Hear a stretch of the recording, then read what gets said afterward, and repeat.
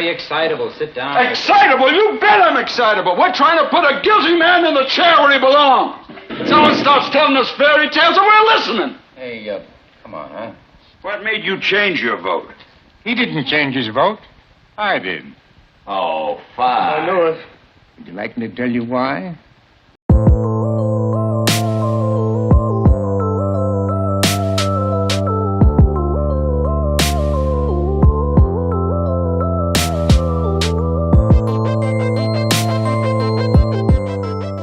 12 Angry Men is a film that came out in 1957 that's directed by Sidney Lumet and written by Reginald Rose.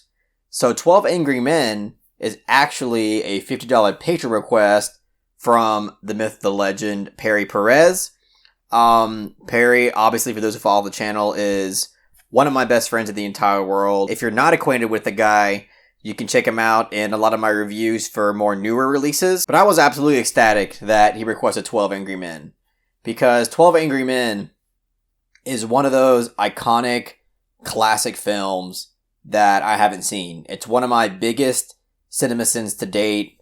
It's one of many cinema sins along other ones that include me not seeing Citizen Kane yet, at least in its entirety, or not seeing any of the Indiana Jones films. I'm not sure how many of my viewers would really even be offended by that, but that's a thing. But 12 Angry Men is one of those films that no matter who you talk to, pretty much will claim that it's a masterpiece. This is a film that honestly is held as highly in the same regard as films like The Godfather and even films like Citizen Kane. I don't think there's going to be really much people that will say 12 Angry Men is better than those films, but is definitely held up in that same kind of level in terms of filmmaking. So obviously, I'm going to be extremely excited to finally watch this film, and not only just watch it, but also give my thoughts to you guys on it. And after seeing 12 Angry Men, I think that this is a film that deserves every ounce of respect and praise that it gets. Because I can confidently say that not only is this film masterfully directed, but this is arguably one of the best screenplays that I've ever seen put to film. It's just one of the most intelligent and most beautifully written screenplays that I've personally ever witnessed. But what's so surprising about this film is that even though this film has long withstood the test of time and has become one of the most iconic and most highly praised films ever made, it didn't win any Oscars. It only got nominated for 2 Oscars, and it got beat out by this film called The Bridge on the River Kwai. And not only did that film win Best Picture and Best Screenplay, but it pretty much swept the Oscars. It won 7 Oscars. Now, I haven't seen The Bridge on the River Kwai, so I can't really have an objective opinion on it. But that's not a film people really talk about now. I haven't heard a single person, even film aficionados and film lovers, really talk about that film. So anybody who's actually seen that film and is watching this video, I'd like to hear your thoughts on whether or not you thought that film was actually more deserving of these awards. Because, again, I don't think it really withstood the test of time that well because nobody ever talks about it at all. But I think one of the most impressive things about this film, and also I think one of the biggest appeals that this film has with people, is the fact that it all takes place entirely in one room. Well, I guess I shouldn't say entirely, because there's like, I think 4 or 5 minutes of this film that takes place in different areas, but like 98% of this film takes place in one room. And obviously that's not the first time a film has done that. I think years later, The Exterminating Angel did it. I'm sure there was films before this that also did it. But for a film that came out in 1957, to be ambitious enough to have this low budget and simple approach to its film, and be just engaging from start to finish, is seriously impressive stuff. And is incredibly inspiring to me as somebody who is obviously aspiring to be a filmmaker. I never made a full feature film. I do have some short films. I have a playlist on my channel if you want to check it out. That'd be awesome. You can leave some honest feedback if you like. But the premise of this film is incredibly simple, because it's not only simple, again, with its setting, but it's incredibly simple in terms of its concept. I'm not really spoiling anything by saying this because it's something that's introduced like within the first few minutes of the film, but it's a film that takes place in the jury room where 12 men have to deliberate on a verdict in regards to a first-degree murder charge. Basically, just one man is trying to convince 11 different men that there is perhaps more to this case than what was presented during the court. And that's what we spend the entire film on. And it's one of the most captivating, thought-provoking, intelligent, and honestly informative piece of filmmaking that I personally ever seen. One of the things that I loved almost the most about this film is the fact that I feel like it's incredibly important for a lot of people to watch it because it really goes in depth on what a juror's duty is and gets people to understand what the burden of proof is and how that functions in a court of law. And I love that so much because one thing that kind of scares me about the American public is I feel like a lot of people, arguably the majority of people, don't truly understand burden of proof. One thing that I feel like this film demonstrates incredibly well is that just because you vote not guilty doesn't mean that you believe that the accused is innocent. Not guilty does not equal innocence. All not guilty means is that you have a reasonable doubt.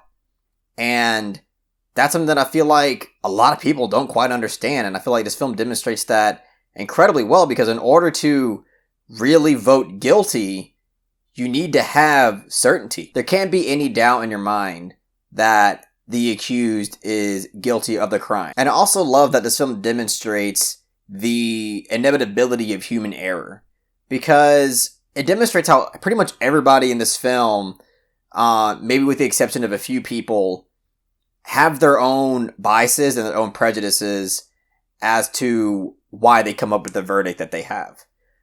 Whether it's somebody just going along with the majority because they have a baseball game to get to, whether it's somebody is just blatantly racist and wants to see that minority be put to death, whether it's somebody having resentment for someone in their family and they're therefore projecting that on to the accused.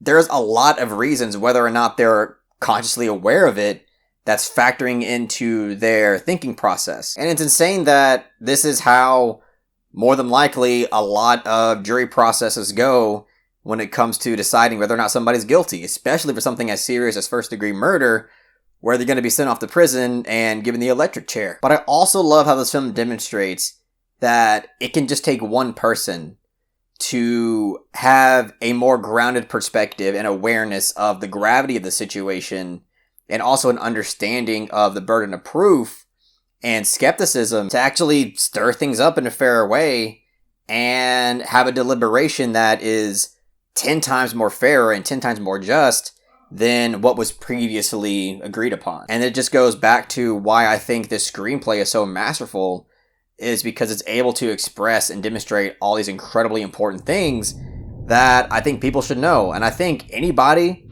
who is going to be a juror in a trial should watch this film. Honestly, I think anybody should watch this film regardless. But if you're called for jury duty, especially for a crime that is going to be really serious, you need to watch this film. It's absolutely a necessity for you to watch this film because it's incredibly important and incredibly well demonstrated and expressed. But not only is it important and informative, but just the writing of the characters and the dialogue in general is out of this world amazing. Each character in this film feels like their own individual person with layers of complexity to them. None of these characters feel like a cardboard cutout or simplistic or cartoony. All these characters feel like there are layers within them that obviously like get revealed as the film goes along. And it adds just a huge layer of authenticity to this film that I really appreciated because I was able to buy every ounce of dialogue, every ounce of emotion out of these characters, which again kind of goes to the acting as well. Henry Fonda, I've never really seen him in anything, which is again kind of another cinema sin. Everybody kind of has their blind spots, but I think one of my blind spots is like classic American cinema from like the 40s and 50s and even some of the 60s. But Henry Fonda was fantastic in this film. I think another standout here is Lee J. Cobb. he was given, in my opinion, an incredibly difficult task because his character and performance demands a lot of rage and just a lot of intense emotion. And I think he knocked it out of the park. Honestly, every actor in this film does an incredible job. A lot of them have certain moments where they have to kind of deliver a monologue. And I thought it was all incredibly well delivered and well acted. Huge props to all the actors involved in this film. But I also love that this film kind of centers around the fact that marginalized communities and people that come from underprivileged neighborhoods are pretty much always going to get the lower end of the stick here. They are pretty much never going to be given a fair trial.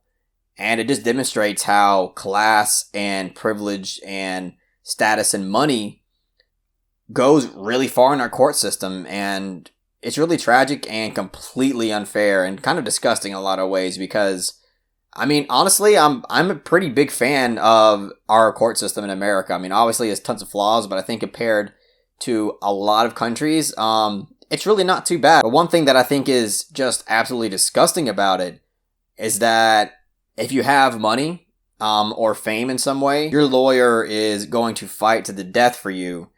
And that is obviously not the case with some court-appointed lawyer.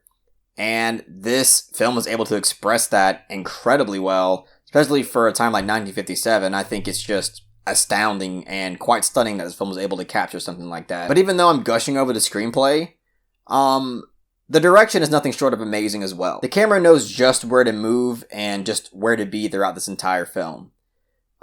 Whether it's more of a close-up moment that's really capturing an emotionally intense moment, whether it's just one long take during somebody's monologue that really increases the realism and authenticity of the scene, and again kind of amplifies the emotion of it, or whether it's more of the jumpy or scattered editing during certain moments, that's again trying to capture like a chaotic moment.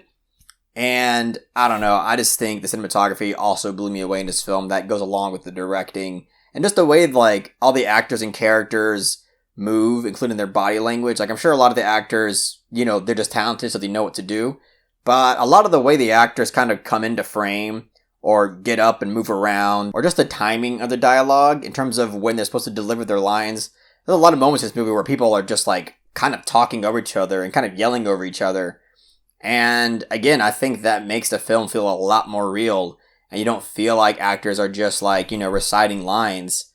And that's thanks to both the direction and the acting. So, yeah, this film is essentially flawless. Like I can't really think of anything about this film that I personally wouldn't have done better.